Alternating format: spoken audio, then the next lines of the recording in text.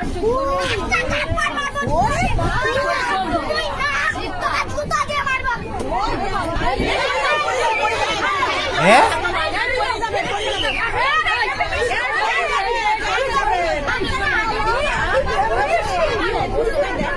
এ ভাই মারামারি লেগে গেছিল, এই সালা জানতাম না তো।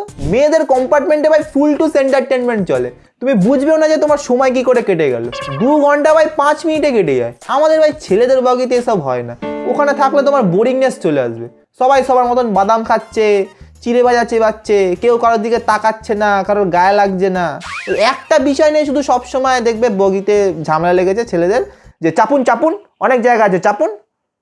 5 জনের সিট 3 জন নিয়ে বসে রয়েছেন কোন দুঃখে। এবার যে ভাই বসে রয়েছে সে ভাবছে আমি এর সাথে মুখ লাগিয়ে কি করবো, এর চেয়ে বলে আমি বাড়িতে গিয়ে বউয়ের সাথে মুখ লাগাবো।